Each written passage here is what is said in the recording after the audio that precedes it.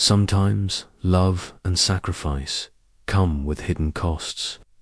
When a mother gives everything to her daughter, the truth about dependence, family secrets, and silent burdens will change the way you see family forever. When I think back on my childhood, the memories play like a slow-moving film, each frame sharp yet tinged with a kind of melancholy only a family's history can carry.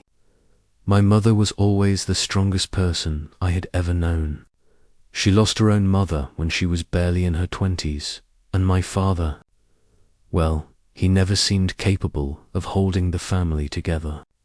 From that point on, my mother became everything: provider, protector, and, most importantly, the person who carried the weight of two lives other than her own, mine and my younger sister's. My sister was born with a cleft lip. I still remember the look on my mother's face when she first held her in the hospital. It was a mixture of heartbreak and determination, a promise that she would never let anyone see her daughter fall behind. Nights blurred into one another as my mother stayed awake, comforting my sister after surgeries, teaching her to eat, to smile, to face the world with confidence. Meanwhile, I was told to be strong. Don't cry. Don't ask for help, my mother would say, her voice firm but not unkind. You must learn to take care of yourself. And so I did. I learned to navigate the small, fragile world of our home on my own, while watching my sister cling to our mother for every decision, every need. The house itself was small, filled with laughter, but also moments of silence heavier than any words could carry. I remember the winter nights when my mother would stay up late, preparing for my sister's surgery the next morning, and then immediately helping me with a problem I hadn't asked her to solve. I would watch my sister, confident that my mother would always be there, and I would wonder quietly, would she ever stand on her own 2 feet? Would my mother always be able to carry so much? Or would the weight eventually crush her? These memories formed a sharp contrast in my mind. My mother, the invincible figure of strength. My sister, fragile yet full of charm. And me, the observer, caught somewhere between gratitude and worry. The story was only beginning, but even in these early moments, it was clear. Love in our family was never simple as the years passed. My sister's reliance on our mother became even more pronounced. She turned to her for guidance, comfort, and decisions, big or small, and my mother rarely said no. Tuition, surgeries, medical bills, even basic daily expenses, everything fell on my mother's shoulders. I watched as she tirelessly navigated hospital corridors, bureaucratic paperwork, and financial struggles, never allowing a single sigh of frustration to escape. Meanwhile, I saw my sister remain tethered to my mother, a dependency that seemed harmless but grew heavier with each passing year. She had opportunities to grow, to step into independence, but whenever presented with the chance, she would retreat into the comfort my mother provided. There were moments I tried to reason with her. "You can do this," I would whisper. "You can handle it." But it seemed as though she had been taught, by circumstance, if not design, that standing alone was a risk too great to take. And yet, my mother never stopped. Each success she secured for my sister, every small triumph, was a double-edged sword. A gift of love, but also a lesson in reliance. It wasn't until recently that I fully understood the cost of this pattern. My mother asked me to show my sister how to use a mobile banking app to set up a savings account. A simple task, one that I had already explained dozens of times. But this time, it was different. My sister did not attempt to remember, did not try to learn, but waited for my mother and me to guide her every step of the way. Watching her, I felt an uncomfortable tension. I wanted to help, of course, but I could also see the long-term consequence. This was not guidance, this was dependency. Why doesn't she try? I asked my mother gently, trying not to offend her, but the words still carried judgment. My sister's reaction was immediate. Tears welled up in her eyes. "How can I not rely on my sister?" she whispered. "You don't understand. I've seen what life was like for me. I can't just abandon the people who have always been there for me." I understood her reasoning, yet I also felt frustrated. My mother had always encouraged me to stand on my own, never to ask for help, and yet here she was, cushioning my sister at every step. The contrast was stark, almost unbearable to watch.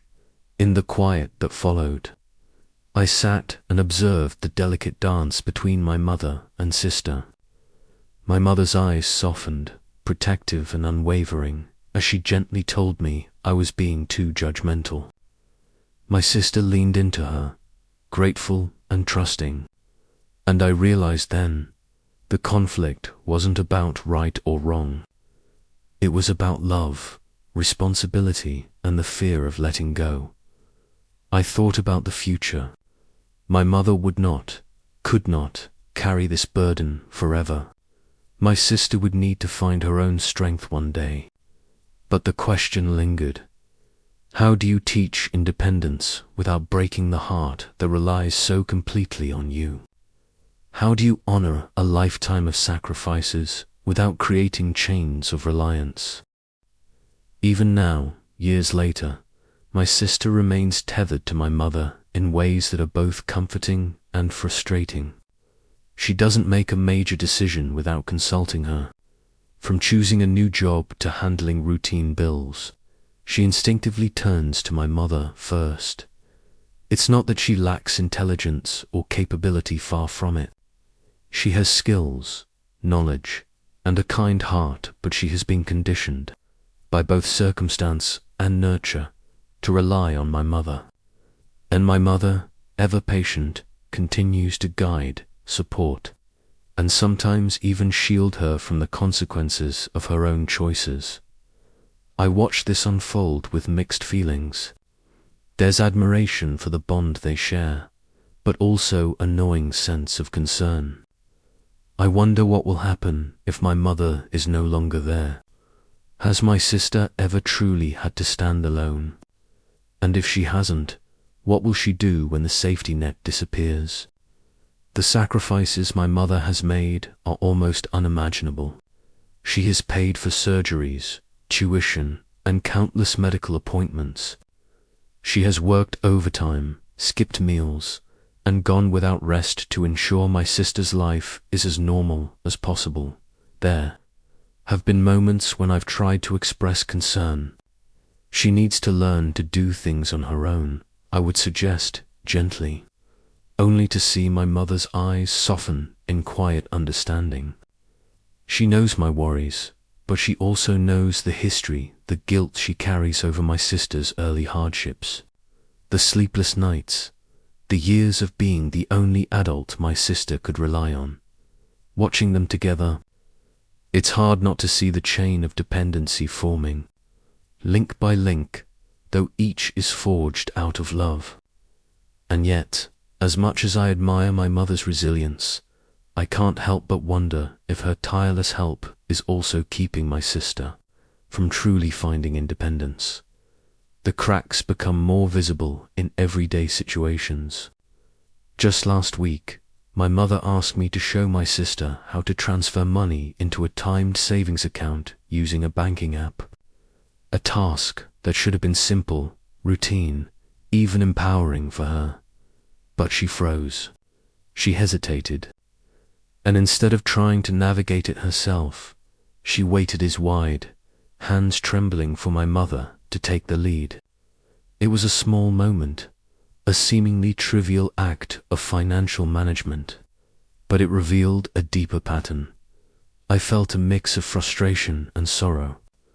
I wanted to reach out, to say, "You can do this.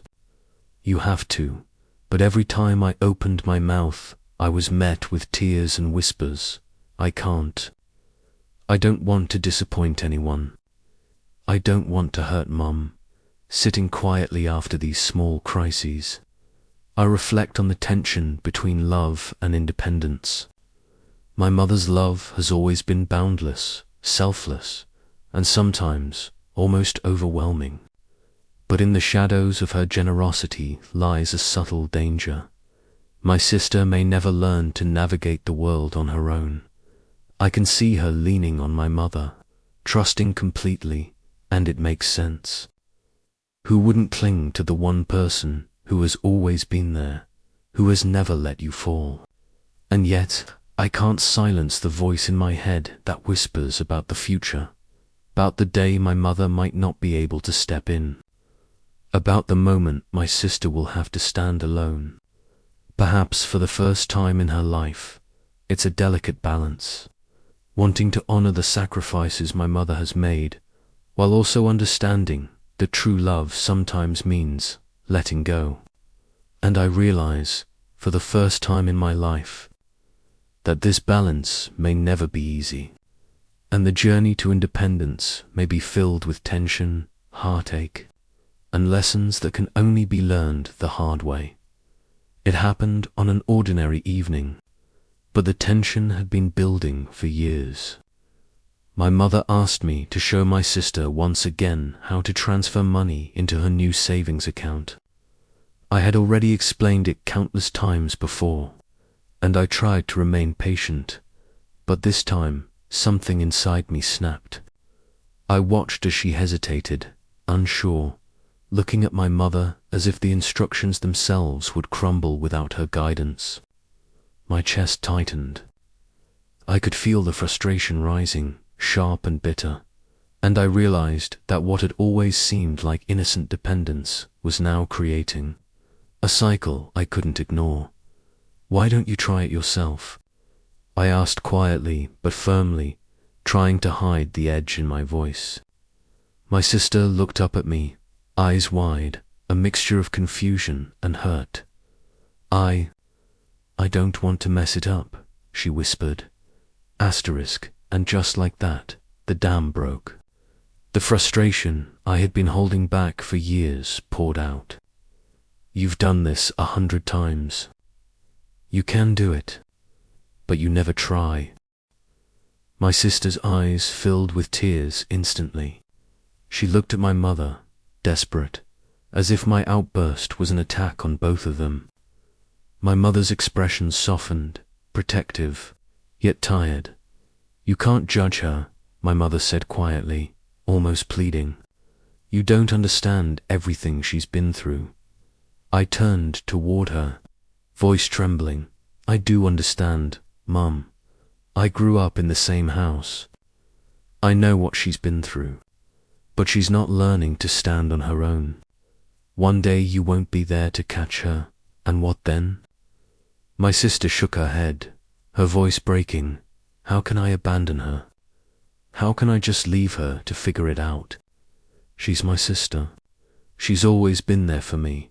It was a collision of worlds, my voice demanding independence, her fear rooted in loyalty and gratitude, and my mother caught in the middle, torn between protection and reality. After the initial eruption, silence fell over the room. My mother gently took my sister's hand, while I sat back, trying to calm my racing heart. I couldn't help but think of all the years of sleepless nights, of surgeries, of financial sacrifices, all the ways my mother had carried her through life.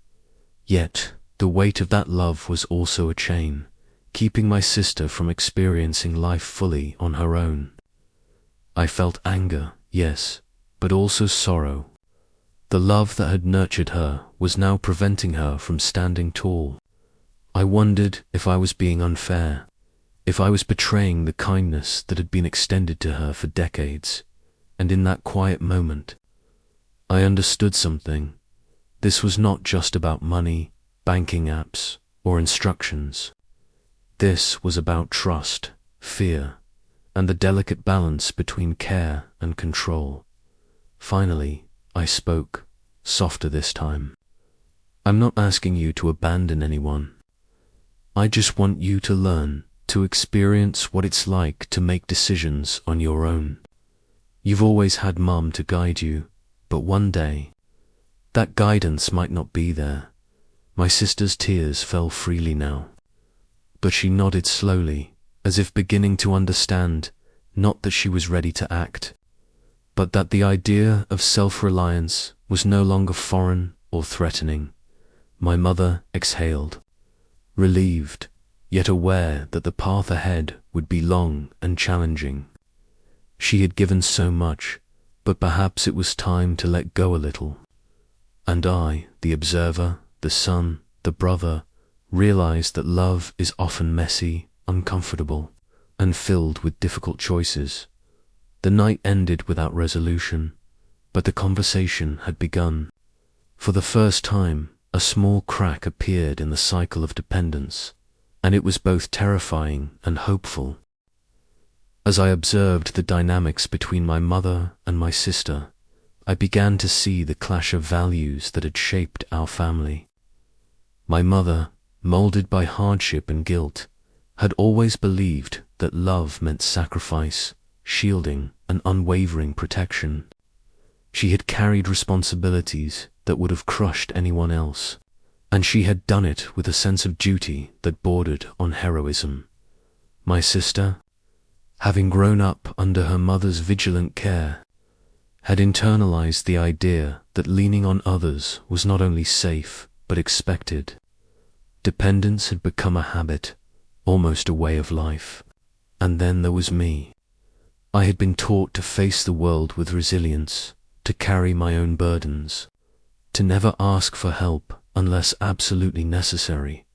Watching all of this unfold, I realized that the tension between us was not just personal, it was generational.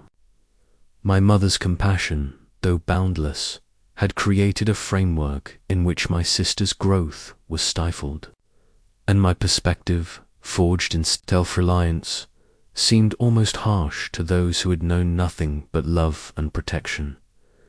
I tried to step into my mother's shoes. She had faced guilt over my sister's condition, trauma from losing her own mother, and the crushing weight of being the sole adult responsible for multiple lives. She had spent years ensuring my sister's survival, her comfort and her emotional well-dash being taught to her. Every act of shielding was a continuation of a promise she had made silently the day my sister was born. I will never let you fall, and yet, in doing so, she had inadvertently placed my sister in a position where fear of independence outweighed the courage to act alone. I realized, in that moment, that my mother's love was a double-edged sword. It was a gift and a prison, a nurturing hand and a tether, and it was this tension that had shaped our entire family dynamic, leaving me to navigate feelings of gratitude, frustration, and fear all at once. Then there was my sister herself, fragile yet resilient in her own way. She had endured childhood teasing, physical challenges, and the silent judgment of a world that rarely allowed her mistakes. Her dependence on my mother wasn't laziness. It was survival. "I can't just leave her," she whispered to me once, tears streaming down her face. "She's always been there. How could I abandon her?" I wanted to argue, to explain that independence was also a form of love, but I couldn't. Her words, rooted in loyalty and gratitude, carried the weight of every hardship she had faced. In that moment, I understood that love and dependence were not always opposing forces. They were intricately entwined, like threads in a tapestry too complex to unravel easily. Sitting quietly after the emotional storms, I contemplated responsibility in a new light. It wasn't merely about teaching my sister to handle finances or make decisions.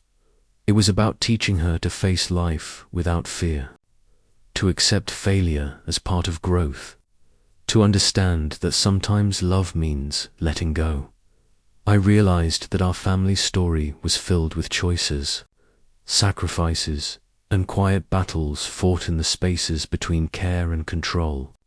And as the observer, I recognized my own role to bridge the gap between protection and independence, to advocate for growth while honoring the love that had shaped us all.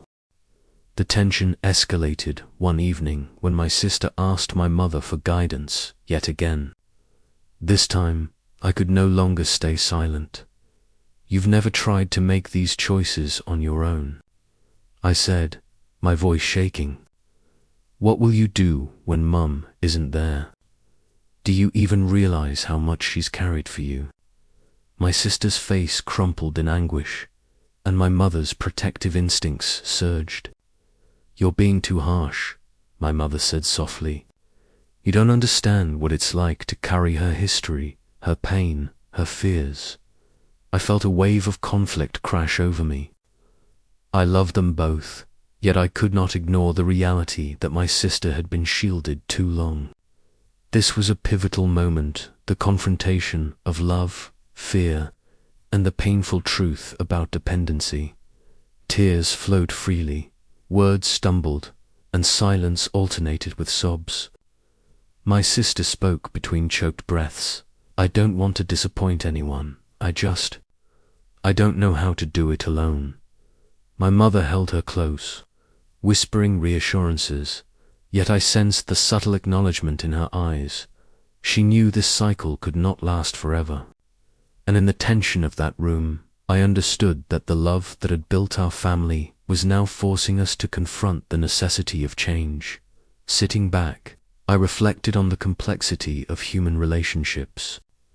Love can nurture, but it can also confine. Sacrifice can sustain, but it can also stifle growth. And the hardest part of all, realizing that guiding someone sometimes means stepping back. Even when your heart resists, I thought of all the nights my mother had spent, all the sacrifices made silently, and I felt a mixture of gratitude and grief. This was not a story of blame, but of the intricate balance between care and freedom, between protection and the courage to let someone face the world on their own. By the end of that evening, something subtle had shifted. My sister, exhausted yet thoughtful, began to see that independence was not abandonment. My mother, weary but resolute, understood that love sometimes required difficult lessons. And I, the observer, recognized the delicate truth. Our family's story would always involve tension between love and self-reliance, but acknowledging it was the first step toward real growth.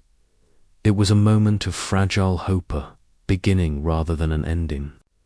And as the room quieted, I realized that this journey, with all its mésalliances, heartbreak, and love, was far from over. After that night, there was a quiet shift in the household. It wasn't dramatic or loud, but it was noticeable. My sister began to hesitate a little less when facing small decisions. My mother, though still protective, started to step back, allowing my sister to handle minor tasks without immediate intervention. I observed these changes with cautious hope. Growth was slow, and independence was still fragile, but the first seeds were planted. The tension in the house was replaced, at least momentarily, with a tentative balance. I realized that letting go doesn't mean abandoning someone you love. It means trusting them to learn from their mistakes, to stumble, and to rise again. My mother, who had carried so much, began to understand that her role wasn't to shield my sister forever, but to guide her gently toward self-reliance. It was a delicate dance. My sister sometimes faltered, yet she also experienced small victories. A successful financial transaction, a decision made alone, or even simply asking for help. Less often these were milestones that had previously been unimaginable. Love, I realized, is more than protection. It is patience, courage, and sometimes the wisdom to let go.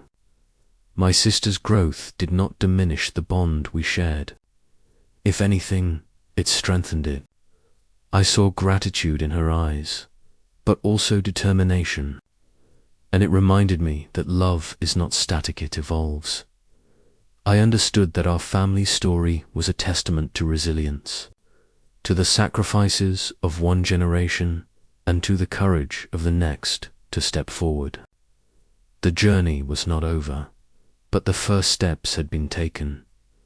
I thought about the future often. My mother will not be here forever, and my sister will face moments of independence and challenge that cannot be shielded. Yet I felt a small, quiet confidence that the lessons learned, the love given, and the guidance provided would serve as a foundation. The story of our family is not one of perfection, but of enduring bonds, courage in the face of dependency, and the gradual, sometimes painful, steps toward true self-reliance. Time passed, and acceptance began to settle in. My sister was still reliant in some ways, as she always would be, but she was learning. Small successes became more frequent, and the fear that had once dominated her actions began to lessen. My mother watched silently, a soft smile often on her lips. She no longer intervened immediately, but offered guidance when truly needed. It was a delicate balance of presence and restraint, a model of love evolving into wisdom. I reflected on the lessons of our family. Love can be a gift and a burden. Sacrifice can sustain, but too much protection can stifle growth. Independence is not abandonment. It is a form of love that prepares someone for life. I also realized my own place in the family, not only as an observer, but as a participant. Someone who could support growth without replacing the work of lived experience. There were no grand celebrations, no dramatic declarations. The triumphs were quiet, often unnoticed by anyone but me. My sister handling a financial transaction alone, my mother allowing her to face minor challenges without stepping in. Small victories, yet monumental in the scope of our family's history. I saw pride in their faces, not only in my mother's and sister's, but also in myself, knowing that our family could evolve, adapt, and face the future with resilience and love intact. The story does not end neatly. There are still challenges, still moments of fear, still dependence and fragility. But there is also hope. Hope that my sister will continue to grow, that my mother's love will transform into guidance rather than protection, and that the bonds of our family, though complicated, remain unbreakable. And as I sit quietly, observing, reflecting, and sometimes intervening, I understand that the journey of love, sacrifice, and self-discovery is never truly finished, but it is always worth telling. As the days go by, our family continues to navigate the delicate balance between love and independence. My sister is still learning to stand on her own, and my mother still carries the weight of her past sacrifices. Yet there is a quiet shift, a subtle, almost imperceptible change in how we relate to one another. I have come to understand that love is not always about protection. Sometimes, love is about stepping back, letting someone face the world, and trusting them to rise after every fall. Independence does not mean abandonment. It is an act of courage, a form of care that prepares a person for life's inevitable challenges. Looking at my sister, I see glimpses of confidence and self-reliance that were once unimaginable. And when I glance at my mother, I see a woman who has learned that true love is not only giving, but also guiding, releasing, and believing. Our story is far from perfect, and perhaps it never will be. But in its imperfection lies its beauty. testament to resilience, to the enduring bonds of family, and to the quiet, patient work of growing together. And as I sit here reflecting, I feel a gentle hope that we will continue to learn from one another, hope that love will evolve without suffocating, and hope that the next generations will carry forward both strength and compassion, because in the end, family is not about flawless lives or effortless relationships. It is about the willingness to love, to sacrifice, to forgive, and to grow together.